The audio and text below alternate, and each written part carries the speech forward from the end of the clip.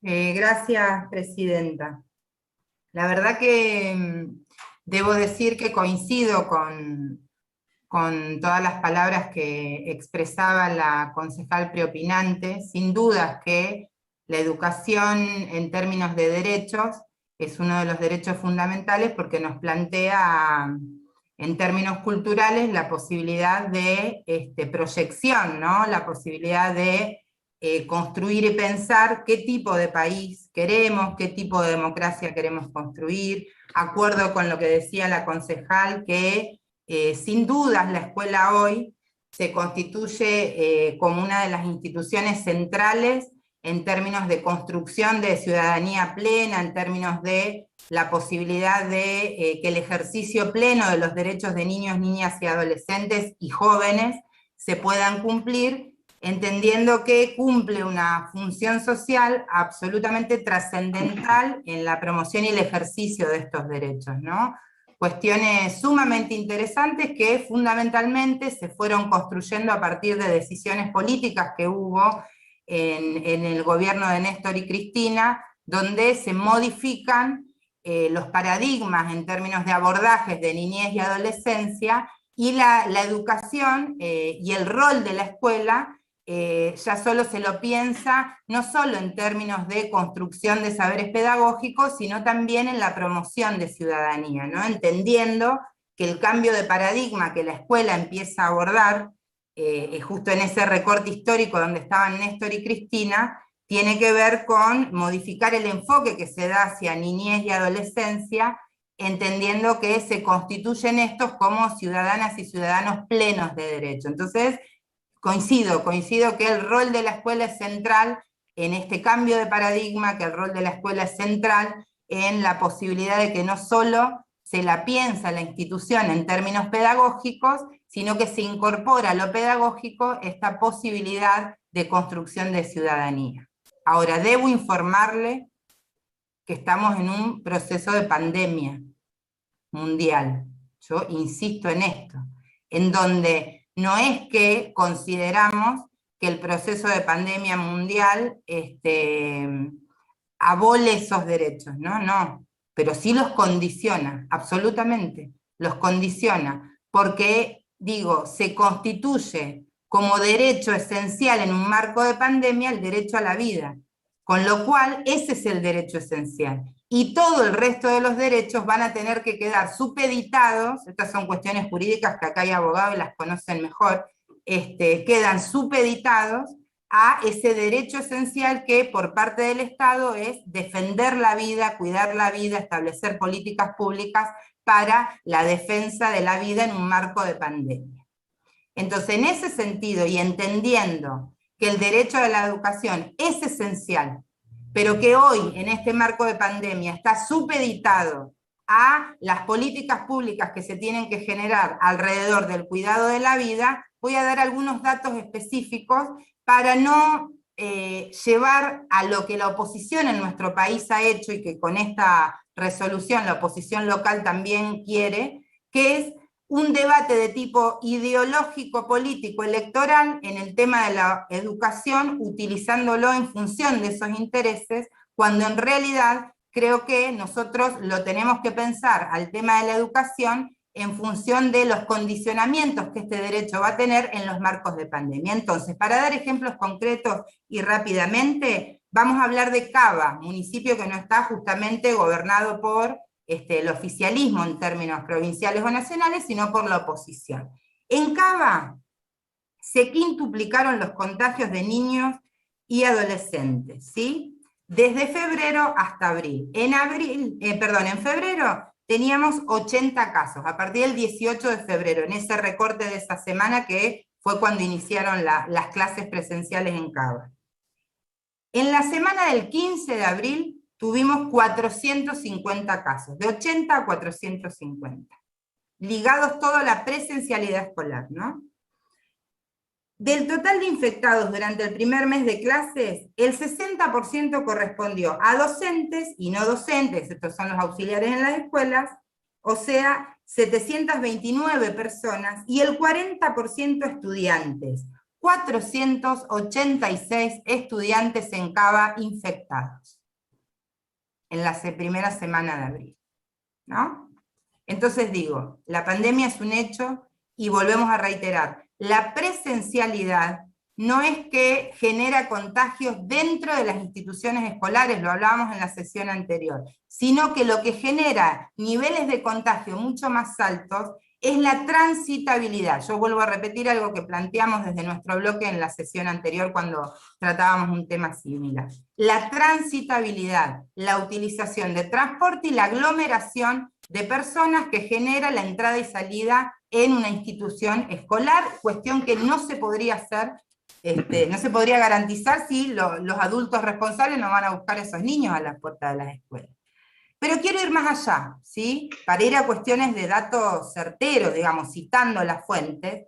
En la revista Nature, es una revista científica, acá hay médicos también, que seguramente conocen la responsabilidad de esta revista, a partir de un estudio de 79 casos, de 6.000 casos en 79 países, se analizaron las medidas gubernamentales en este estudio, pueden dirigirse a esta revista y verlo, en donde hay 3 medidas esenciales que esta revista plantea a partir de este estudio, que son las que detienen la propagación del virus. Primero, el cierre o la limitación de las reuniones sociales. Segundo, el cierre total de escuelas. Y tercero, el cierre de fronteras, ¿sí? Esto es tomado, por ejemplo, yo voy a mencionar un país que no es afín ideológicamente con mi ideología, ¿no? Pero que es Estados Unidos. Estados Unidos cerró todas las escuelas y demostró que se disminuyó en un 60% la incidencia del contagio por COVID y la mortalidad a partir del cierre de las escuelas. Digo, no acá, no en un gobierno de Venezuela, de Cuba, de Argentina, no, en Estados Unidos, que muchos lo utilizan como ejemplo, ¿no? Entonces digo, llevamos 60.000 muertes desde que se inició la pandemia en nuestro país. Ayer asistimos a niveles de contagio de más de 120 personas en nuestro municipio. En nuestro país, ayer hubo más de 27.000 contagiados en un recorte de 24 horas. La pandemia es un hecho. La pandemia es un hecho que determina, limita la posibilidad del desarrollo de una vida normal. Es así, hay que asumirlo, no hay que poner falsos ejes de debate como por ejemplo la educación, porque aparte, a mí me gustaría, como siempre hablamos, ¿no?, en las sesiones, la posibilidad de pensar en términos de coherencia, ¿no? Entonces, hoy hay una parte del arco político de nuestro país que plantea la esencialidad de la educación, pero cuando eran ejecutivo reducían los presupuestos educativos en un 25%, esto es el recorte que se hace del descenso del presupuesto en educación en el periodo macrista, estoy hablando a nivel nacional, ni pensarlo en términos de la provincia de Buenos Aires con la gestión de Vidal, y ahí es donde nosotros planteamos una real incoherencia entre la utilización que nosotros consideramos que se está haciendo del tema de la necesidad de presencialidad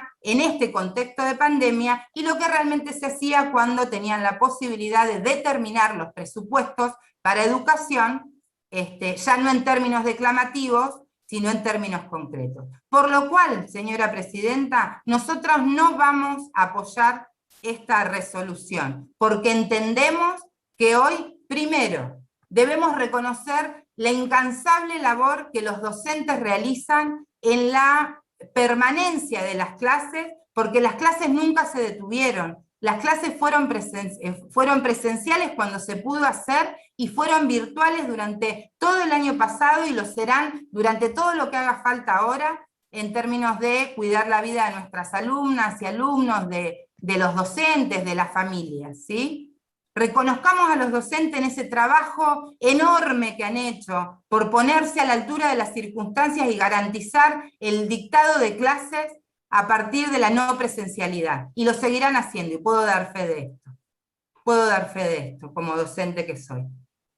Pero también debemos cuidar la vida. Insisto en este llamado humanitario que hacíamos en la sesión anterior, para poder pensar que seguir estableciendo estos ejes de debate y utilizando el tema de la educación para la definición política electoral de un año electoral en nuestro país es realmente un criterio que no vamos a acompañar, y no solo no vamos a acompañar en esta resolución, sino que vamos a combatir en términos ideológicos, vamos a seguir dando la pelea para que nuestro pueblo sepa que esto no es un capricho, el tema de plantear la no presencialidad. Esto es un basamento científico en la necesidad de cuidar la vida, y así lo vamos a seguir determinando y así lo vamos a seguir defendiendo, este tipo de medidas que, como decía anteriormente y en la sesión anterior, claro que son antipáticas, claro que condicionan, claro que dejan afuera a quienes no acceden a los planos digitales en nuestro país por la brecha tecnológica que existe.